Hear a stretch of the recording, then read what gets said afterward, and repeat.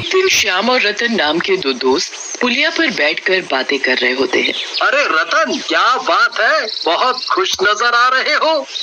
मैं दोबारा से पिता बनने वाला हूँ।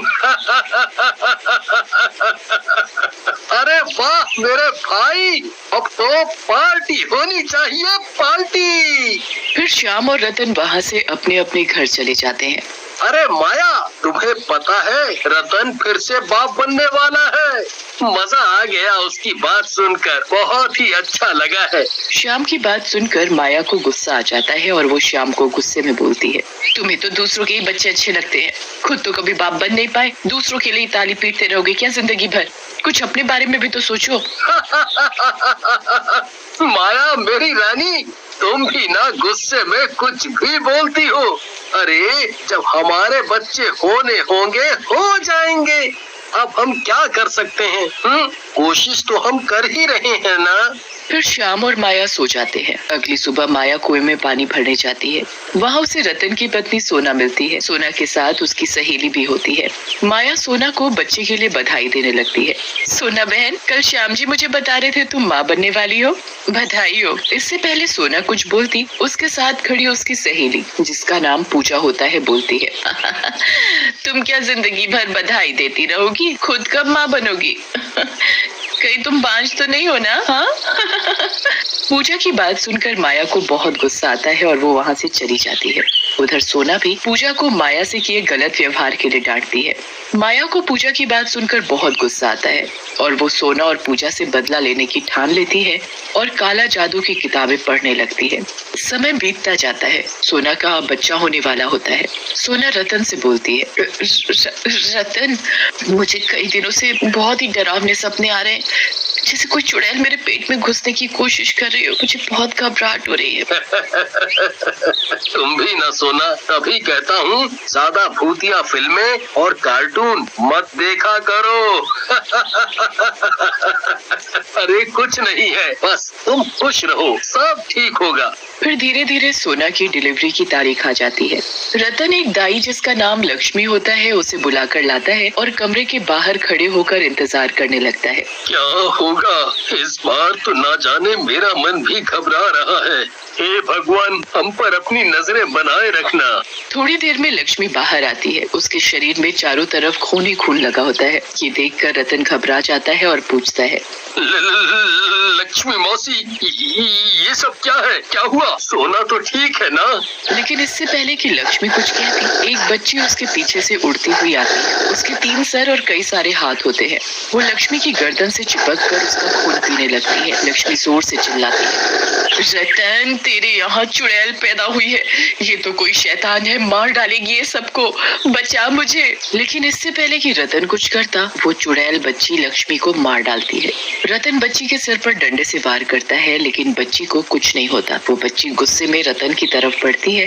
तभी वहाँ सोना आ जाती है। सोना को देखकर बच्ची शांत हो जाती है और सोना की गोद में चली जाती है। रतन ये सब देखकर डर जाता है और सोना से बोलता, इसने लक्ष्मी दाई को भी मार डाला, हमें इसे मार डालना चाहिए, इससे पहले ये कोई और गड़बड़ करे। रतन की बात सुनकर सोना बोलती है, नहीं नहीं, ये तुम कैसी बातें कर रहे हो रतन, ये जैसी भी है मेरी बेटी है, मैं इसकी जान नहीं ले सकती। हो सकता है लक्ष्मी दाई ने कोई हरकत की हो जो इस बच्ची को पसंद नहीं आई हो।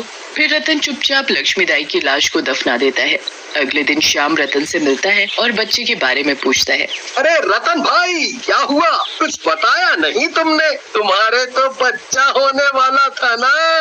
हाँ, होने वाला तो था, लेकिन कल दाई ने बताया कुछ और समय लगेगा। ऐसा कहकर रतन वहाँ से चला जाता है। उधर रात होते ही वो शैतान बच्ची जाग जाती है और खून की मांग करने लगती है। खून चाहिए मुझे खून लाकर दो, भूख लगी है, नहीं तो मैं इस औरत का ही खून पी जाऊंगी। रतन ये सब देखकर डर जाता है और बच्ची से बोलता है, नहीं नहीं, ऐसा मत करो, मैं लाता हूँ खून तुम्हारे लिए। रतन खून लेने चला जाता है और थोड़ी देर में एक कटोरी में खून लेकर वापस आ जाता है। वो शैतानी बच्ची खून पीकर सो जाती है। फिर तो मानो ये रोज की बात हो जाती है। लड़की रोज खून पीने के लिए रतन को धमकाती और रतन किसी न किसी जानवर का खून लेकर आ जाता। एक रात जब रतन खून लेने के लिए जा रहा होता है तभी उसे श्याम देख लेता है। अरे ये रतन इतनी रात में चाकू और कटोरा लेकर कहाँ जा रहा है? क्या चक्कर है? इसका पीछा करना पड़ेगा। श्याम रतन का पीछा करने लगता है। रतन एक बकरी के पास जाकर रुक जाता है और चाकू से वार करने जा ही रहा होता है कि तभी श्याम वहाँ आ जाता है और बोलता है, अरे रतन, क्या हुआ? तुम इस बेचारी बकरी को क्यों मार रहे हो? बताओ, नहीं तो मैं अभी गांव वालों को बुला लूंगा।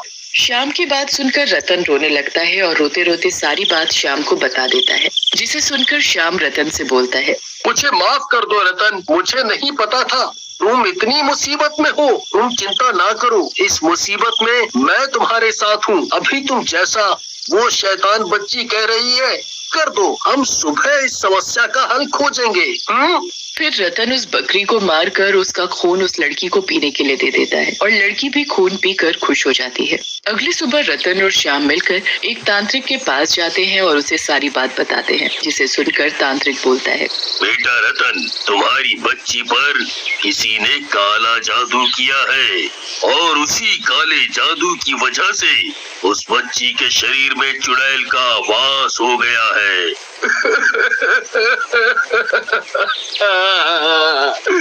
कुछ करो बाबा, मेरी बेटी और मेरे परिवार की जान बचा लो। वो शैतान हमारी जान ले लेगी। उस चुड़ैल की वजह से मेरे हाथों भी बहुत गलत काम हो रहे हैं, बहुत गलत काम हो रहे हैं। तुम चिंता मत करो बेटा, हम तुम दोनों के साथ चलते हैं। फिर तांत्रिक रतन के घर के अंदर जाने लगते हैं, लेकिन उनको बहुत जोर से झटका लगता है और वो दूर जाकर गिर जाते हैं। ये काला जादू सिर्फ बच्ची के ऊपर ही नहीं बल्कि इस घर के ऊपर भी हो रखा है, तो मुझे अंदर जाने से रोक रहा है। पहले मुझे ये पता लगाना पड़ेगा कि ये काला जादू किया किसने है। ऐसा कहकर तांत्रिक ध्यान लगाकर बैठ जाते हैं और थोड़ी देर बाद आंखें खोलते हैं और श्याम की ओर देखते हुए बोलते हैं, बेटा, ये सब तुम्हारी पत्नी का किया धरा है। उसी ने अपने काले जादू से इस बच्ची को ऐसा बना दिया है।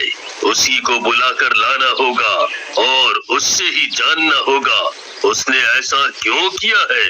ये सुनकर श्याम गुस्से में अपने घर की ओर जाता है और माया को पकड़ कर ले आता है और बोलता है, पागल औरत, बता ये तूने क्यों किया? एक बेकसूर बच्ची और पूरे गांव वालों की जिंदगी खतरे में क्यों डाली? बता नहीं तो मैं तेरी जान ले लूंगा। श्याम को यूं गुस्से में देखकर माया डर जाती है और डरते डरते बोलती है, मुझे माफ कर दो, मैं बदले की आग में अंधी हो गई थी। उस दिन कुएं पर सोना और पूजा ने मुझे कुछ अपशब्द कहे, इसलिए मैंने उसका बदला लिया। कोई भी बदला इंसान की जान से बढ़कर नहीं हो सकता। तुमने गलती की है और तुम्हें ही इसे ठीक करना होगा, नहीं तो मैं तुम्हारी और अपनी दोनों की जान ले लूंगा। तभी तांत्रिक बोलते हैं, बेटा, ये तो काला जादू है और इसकी कोई काट नहीं है। ये वापस नहीं लिया जा सकता। या तो अब उस बच्ची को मरना होगा, नहीं तो किसी और को ये जादू अपने ऊपर लेना होगा। तभी वो शैतान बच्ची भी घर से बाहर आ जाती है। तुम सब मुझसे छुटकारा पाने आए हो, लेकिन तुम मुझसे छुटकारा नहीं पा सकते। अब मैं सबको मार डालूंगी। मुझे भूख लगी है, कौन आएगा मेरी भूख मिटाने? ये सब देख श्याम माया की तरफ देखता है और बोलता है, तुम्हारी एक गलती ने सब खत्म कर दिया माया। अब ये शैतान बच्ची सबको मार डालेगी, ये किसी को भी जिंदा नहीं छोड़ेगी। मुझे ही तुम्हारी गलती का पश्चाताप करना होगा। ऐसा कहकर श्याम उस शैतान चुड़ैल बच्ची की ओर बढ़ने लगता है, लेकिन तभी माया मंत्र पढ़ते हुए अपने शरीर में आग लगा देती है। बच्ची भी हवा में जलने लगती है। ये कौन काला जादू खत्म कर रहा है? मुझे इस बच्ची के शरीर को छोड़ना होगा, नहीं तो मैं जल जाऊंगी। लेकिन इससे पहले वो चुड़ैल बच्ची के शरीर को छोड़ती वो जलने लगती है और थोड़ी ही देर में पूरी जल जाती है। बच्ची काले जादू से आजाद हो जाती है और रोते रोते रतन की गोद में गिर जाती है। उधर दूसरी तरफ माया भी जल जाती है। ये तुमने क्या किया माया? ये तो होना ही था श्याम, मैंने गलत काम किया, उसी का फल मिला है मुझे। ऐसा कहकर माया भी अपना दम तोड़ देती है।